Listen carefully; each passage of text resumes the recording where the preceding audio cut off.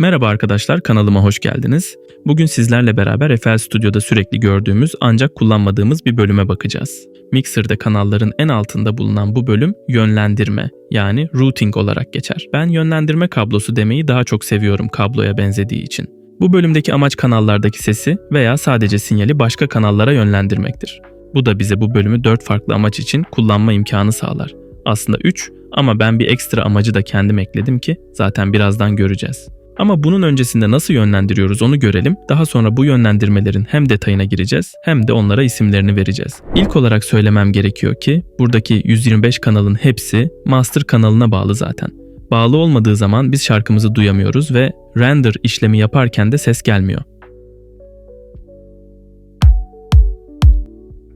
Bu sistem zaten gerçek hayattaki mikser sistemiyle birebir aynı. Donanımsal olarak onlar da master kanalına bağlı ve siz genel sesi açmak veya kısmak istediğiniz zaman master tuşunu kullanıyorsunuz. Çünkü tek tuşla tüm kanalların sesini değiştirmiş oluyorsunuz. Burada da gördüğünüz gibi tüm kablolar master kanalına gidiyor zaten.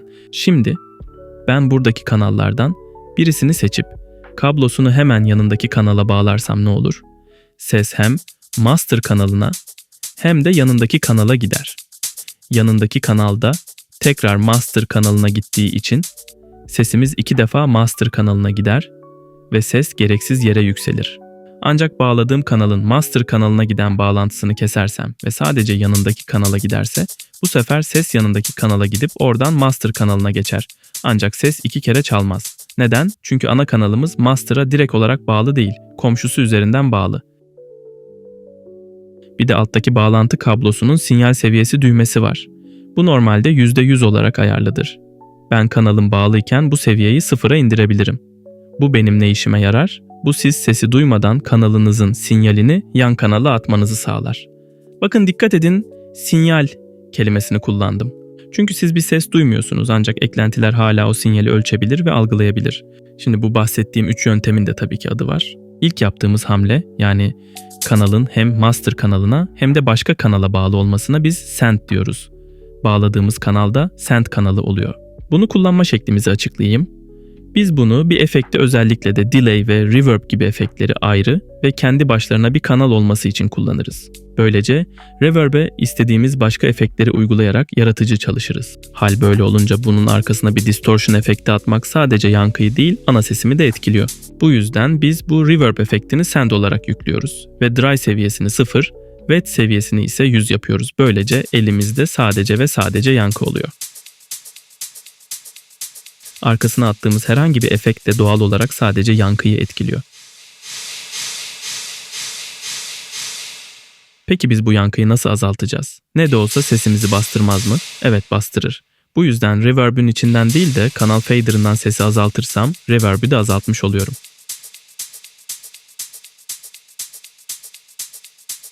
İşte bu kadar. Send kanalı nasıl yapılır öğrendiniz. Şimdi geçelim diğerine. Bu yöntemde ise hatırlarsanız sesi yan kanala bağlayıp master kanalından bağlantısını koparıyorduk. İşte bunun da bir ismi var. Bass kanalı veya mix kanalı. Siz nasıl derseniz ancak en çok bass kanalı kelimesi tercih ediliyor. FL Studio'da bunu kullanmanın 2 amacı var genelde. Bunlardan ilki çok sayıda kanalı tek bir kanala bağlayıp kullanmak ki bu genel kullanımı zaten. İkinci amacı ise FL Studio'da sadece 10 tane efekt slotu olduğu için eğer biterse daha fazla edinebilmeniz için. Ancak siz yine de 10 tane efekt kullanmayın derim. 10 efekt koyacak dereceye geldiyse ses zaten, sesi değiştirmeniz daha faydalı.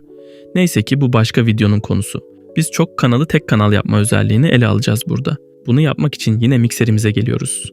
Ardından örnek olsun diye buradaki 10 kanalı seçiyorum. Sonra da onun hemen yanındaki kanalın en altta bulunan bu küçük ok simgesine sağ tıklayarak Route to this track only seçeneğini seçiyorum. Bu seçtiğimiz 10 kanalın hepsini buraya bağlamamızı sağladı. Şu an hepsi ilk önce bu kanala uğrayıp daha sonra master kanalına gidiyor. Peki bunu nerede kullanıyoruz? Normal şartlar altında bu 10 kanala equalizer eklemek istesek ne yapmamız gerekir? Hepsine tek tek Fruity Parametric EQ atmamız gerekir. Ancak bu hem sesleri doğal olmaktan çıkarmaya başlıyor hem de EQ sayısı arttıkça bilgisayarın işlemci ve RAM'ini daha da fazla tüketmeye başlıyoruz. Onun yerine bu yöntemi kullanarak bir bass kanalı oluşturabilir ve sadece tek bir equalizer atabiliriz. Böylece hem işlemciden hem zamandan tasarruf edip bir yandan da sesin daha doğal olmasını sağlarız. Bu öğrendiğimiz tüm yöntemleri mix yaparken bol bol kullanacağız. Bu yüzden bu videoyu ara bir video olarak tasarladım ki kullandığımız zaman yönteme yabancılık çekmeyelim. 4. yöntemi unuttum sanmış olabilirsiniz ancak hayır, unutmadım. Sidechain olarak geçen bu yöntem genel olarak ileride göreceğimiz kompresör ile bağlantılı. Bu yüzden bu yöntemi ileride göreceğiz. Bu arada şunu da belirtmeliyim ki evim ve odam çok müsait olmadığı için video çekemiyorum. Bu yüzden bu videoda gördüğünüz yöntemi uygulamayı düşündüm. Yani burada duyduğunuz tüm seslerim bir yapay zeka tarafından klonlandı. Ben ise metin yazarak yine size video hazırlayabiliyorum. Bu elbette videonun daha uzun sürede gelmesine neden oluyor ama en azından çekmeye devam etmek için bir yöntem edindim ki sizi videosuz bırakmayayım. Bu kadar uğraşmamı yine sizin yazdıklarınız ve yaptıklarınız sağlıyor. Bu yüzden videolarımı yorumsuz ve beğenisiz bırakmayın ki ben de yapma hevesimi hep en üstte tutabileyim. Ayrıca abone olmayı da unutmayın. Genelde videolarımızı çok fazla abone olmayan arkadaşımız izliyor. İnanın abone olmanız bana inanılmaz motivasyon sağlıyor. Böylece eğitimi ücretsiz kılabiliyorum. Hepinizi çok seviyorum. Sağlıcakla kalın.